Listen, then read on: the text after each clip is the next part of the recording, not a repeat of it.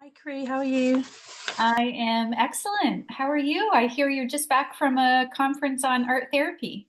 I am, yes. I am lucky Hey, to be able to be with 100 art therapists this weekend that must up have Northern been Ontario. So, yeah, that must have been a cool vibe. oh my goodness. Yes, it was very, Amazing. very creative and insightful. So, yeah, we had a wonderful time. Thank you. Amazing. Well, it's perfect timing because that's why we're here today to talk a little bit more and pick your brain about art therapy. So now you're all fresh Yeah, and I'm very you feel inspired. Yeah. Well, I want to welcome you to the Cherry Tree team. It's so exciting to have your services and skills, and I think it's a wonderful complement to what we've built here in our community. And I'm sure lots of folks are going to be asking these questions. And so I'd love to just start with asking you, what is an art therapist? What does an art therapist do? So, contrary to popular belief, we're not art teachers, although most of us do have an art background, but we do have master's level of training. So we undergo specialized training, and we focus really kind of not just, but really with that attachment theory development and kind of an understanding, even down to the art materials. So we really look in depth of kind of how they can either impact or benefit somebody depending on kind of even what art materials that we're using with that person. Wonderful. So I have so many questions. That's so amazing. So more specifically, how can art therapy support people's mental health and emotional well-being? So it's yes, I mean, once again, kind of being with so many art therapists and so many different, settings that they all work in across kind of Canada and America and across the world, actually. So it can be used in kind of a more traditional kind of psychodynamic manner. So really inviting the person to tap into their internal resources, um, looking for like self-reflection, which I know is really that part of the psychotherapy that kind of is why art therapy is now recognized as a form of psychotherapy. But it also can be used to promote relaxation and even sort of to help people with kind of ruminative thoughts really kind of benefit their well-being from that point of view. So art therapy can help with mood, rumination, Yeah, um, stress, stress, anxiety, depression. anxiety. So it helps regulate us emotionally, perhaps. It has the potential to do that. Absolutely, Yeah. yeah. So a question I would have, so maybe other people would have as well, is what if one does not identify with having artistic ability or skill? Because I'll tell you what, when I was growing up, my brother was this incredible artist. He could just produce anything, and everybody was in awe. And I could not draw a straight line. I mean, I'm sure you've heard that before, but I truly could not draw a straight line. So, what if somebody is curious or intrigued by maybe dipping a toe into art therapy, but doesn't necessarily envision themselves as an artist? What would you tell So that person? definitely no prior art making skills are necessary. We really look at it as a process as opposed to a finished product. So I always try to begin when I meet somebody, in the first couple of meetings, obviously building that rapport, but also kind of exploring their interests. And also coming from sort of a person-centered approach, like I like to be able to, inquire whether somebody has maybe written music before, or maybe they enjoy journaling, or maybe they enjoy, it might be something like card making that could be used for like collage. So there's many different ways that people maybe express their creativity but don't really realize that they do that. It might be gardening, it might be, just other ways that they kind of tap into that. Um, Sewing, kind of traditional crafts.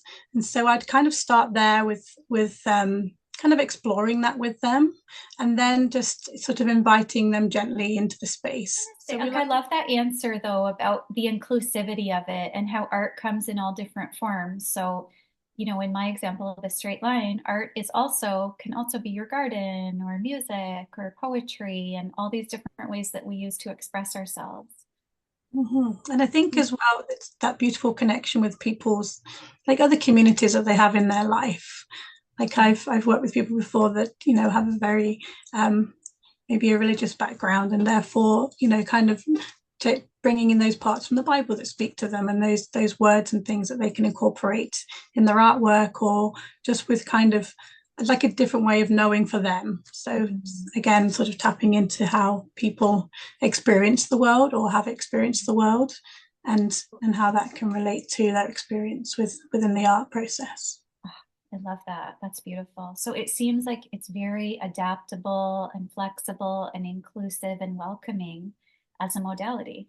Absolutely, yes. Okay. So, and in terms of integrating it, if somebody's interested in exploring art therapy, does it have to be all or nothing? Like they're only coming for art therapy or not? Or could they come for, say, a few sessions, kind of get comfortable, and then, go from there? Yeah, absolutely. So again, because everybody is very unique and and need different things at different times as well. So maybe, because the wonderful part about, as I say, that psychotherapy component is that if they need to come in and use the traditional talk therapy, they can. Maybe they're doing something for that relaxation process where they're just coloring in. It sounds like it's a small thing, but maybe that relaxes them enough to be able to then talk about some of the deeper issues that are really concerning them. But again, so just kind of thinking about that overlap in kind of, if someone comes with stress or anxiety, but the anxiety could come from many different ways. They kind of intercross with different ages and in where people are in their lives. We might start with something as simple as a scribble drawing, or we may invite you to it's right up your street. So another one is kind of, I know that we as a collective, really bring in mindfulness into many of our modalities. So something like tracing the outline of your hand can kind of bring in that kind of breathing aspect, but also again then offers like a template for people to be able to either fill it with something they enjoy, if it's that first meeting and we're really getting to know each other, or it might be sort of later on down the line where they want to look at pinpoint something like sort of where anxiety is in the body or something like that. They might build onto that part. Amazing. You just make it sound so welcoming, tracing the hand or a scribbled drawing or doing some coloring. I mean, these are things that anyone can do. The gentle invitational nature of it is really, really special sounding. And do clients need to bring their own art supplies, or do you provide that? They don't need to. So because I will be offering in person and virtual appointments, and even over the phone as well, like it can be done. Just so sort of in person, there will be art materials in the space for them to be able to use. And then even virtually, there'll be, an invitation again, like, do you have a piece of printer paper or a pencil or a marker? Like, it doesn't have to be anything. People have used coffee before, coffee and water can also make marks on the paper. Fancy equipment or anything. Exactly, yeah. And, awesome. Also just speaking to that inclusivity part is, again, like one of the beautiful art therapists I met this weekend really worked with people that maybe had limited mobility and things like that. So they found ways of bringing kind of art making into their space. So they used their Cricut machine, for example, and so they would cut out templates for people, and people could then have the choice. So that's what it's really about, sort of the choice. And that's something that sometimes people don't really maybe have, when they feel they may not have when they come and seek our services. So just giving them that choice of what would you like to do or how would you like to do it, I think is really important. Unique, customized approach that honors that choice and personal agency. Beautiful. And what ages do you work with and populations? And then just let us know about your availability. So I work with sort of elementary age children, youth and adults, so both young and have worked with seniors as well. So in many different settings, such as hospices and hospitals, and in the community. But sort of my specialization is kind of children, neurodivergent children, and children with maybe intellectual disabilities or cognitive delays. But again, just maybe somebody is coming that is, kind of experiencing anxiety and stress within their life and that overwhelmed feeling, and they need to connect in a different way than maybe they've tried before, and it hasn't maybe worked for them. Okay, very good. And you said elementary school, youth, adults, seniors, so pretty much across the board, you serve all the populations.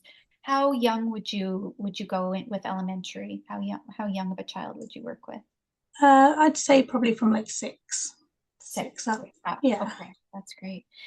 And when are you available, Rebecca? How can people reach out if they're interested in knowing more? So we have a wonderful clinic coordinator at Cherry Tree. So if you've accessed my profile on the Cherry Tree website, you'll be able to press book now, and then they can organise either a consultation to see if someone's the right fit for you, or a first session directly.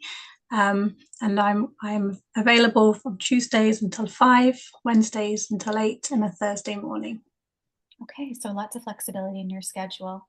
Well, thank you so much, Rebecca. This is a really exciting compliment to have on the team, and we're just thrilled to have you on board and to be able to offer these new specialized services to our community. So thanks so much for joining me, and best of luck with everything. Thank you so much. Bye-bye. Bye.